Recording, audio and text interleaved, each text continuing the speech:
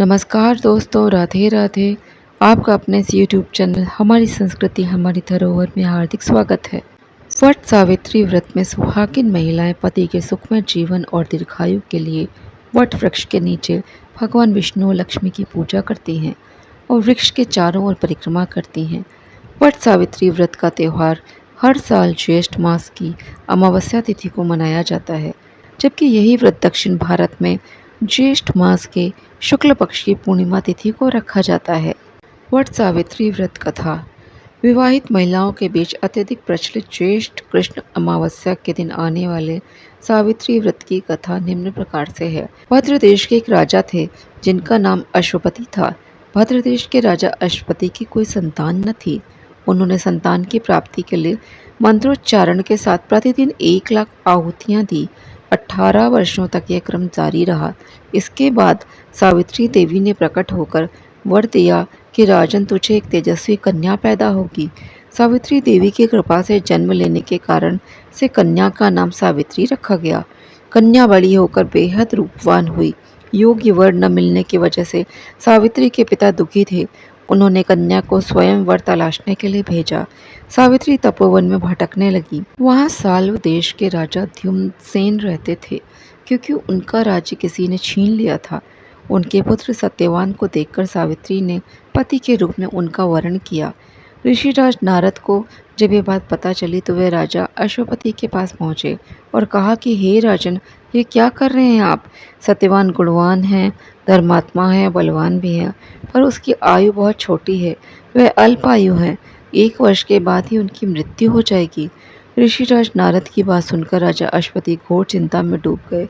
सावित्री ने उनसे कारण पूछा तो राजा ने कहा, पुत्री, तुमने जिस राजकुमार को अपने वर के रूप में चुना है वह अल्पायु है। तुम्हें किसी और को अपना जीवन साथी बनाना चाहिए। इस पर सावित्री ने कहा कि पिताजी, 8 कन्याएं अपने पति का 1 बार ही वरण करती हैं। राजा 1 बार ही आज्ञा देता है और पंडित 1 बार ही प्रतिज्ञा करते हैं और कन्यादान भी 1 बार ही किया जाता है। सावित्री हट करने लगी और बोली, मैं सत्यवान से ही विवाह करूंगी। राजा अश्वपति ने सावित्री का विवाह सत्यवान से कर दिया। सावित्री अपने ससुराल पहुंचते ही सास ससुर की सेवा करने लगी।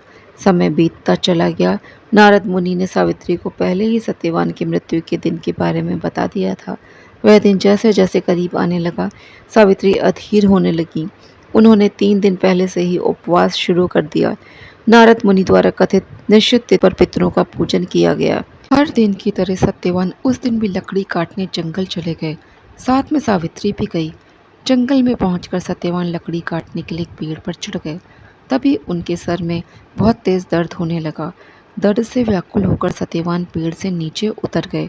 सावित्री अपना भविष्य समझ गई। सत्यवान के सिर को गोद में रखकर सावित्री सत्यवान का सिर सहलाने लगी। तभी वहां यमराज आते दिखे। यमराज अपने साथ सत्यवान को ले जाने लगे। सावित्री भी उनके पीछे पीछे चल पड़ी। यमराज ने सावित्री को समझाने की कोशिश की कि यही विधि का विधान है, लेकिन सावित्री नहीं मानी। सावित्री की निष्ठा और पति परायणता को देखकर यमराज ने सावित्री से कहा कि हे देवी, तुम धन्य हो, तुम मुझसे कोई भी वरदान मांगो। सावित्री ने कहा कि मेरे सास ससुर वनवासी और अंधे हैं, उन्हें आप दिव्य ज्योति प्रदान करें। यमराज ने कहा, ऐसा ही होगा, जाओ, अब लौट जाओ। लेकिन सावित्री अपने पति सत्यवान के पीछे पीछे चलती रही। यमराज ने कहा, देवी, तुम वापस जाओ। सावित्री ने कहा, भगवान, मुझे अपने पतिदेव के पीछे पीछे चलने में कोई परेशानी नहीं है। पति के पीछे चलना मेरा कर्तव्य है। यह सुनकर उन्होंने फिर से उसे एक और वर मांगने के लिए कहा।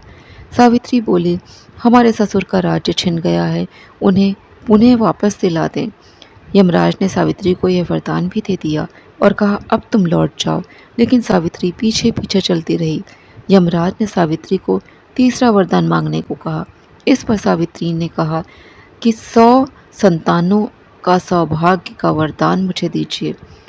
यमराज ने इसका वरदान भी सावित्री को दे दिया। सावित्री ने यमराज से कहा कि प्रभु, मैं एक पतिव्रता पत्नी हूँ और आपने मुझे पुत्रवती होने का आशीर्वाद दिया है। यह सुनकर यमराज को सत्यवान के प्राण छोड़ने पड़े। यमराज अंतर ध्यान हो गए और सावित्री उसी वट वृक्ष के पास आ गई जहाँ उसके पति का मृत शरीर पड़ा था। सत्यवान जीवित हो गया और दोनों खुशी खुशी अपने राज्य की ओर चल पड़े। दोनों जब घर पहुँचे तो देखा कि माता पिता को दिव्य ज्योति प्राप्त हो गई है। इस प्रकार सावित्री सत्यवान चिरकाल तक राज्य सुख भोगते रहे। अतः पतिव्रता सावित्री के अनुरूप ही प्रथम अपने सास ससुर का उचित पूजन करने के साथ ही अन्य विधियों को प्रारंभ करें।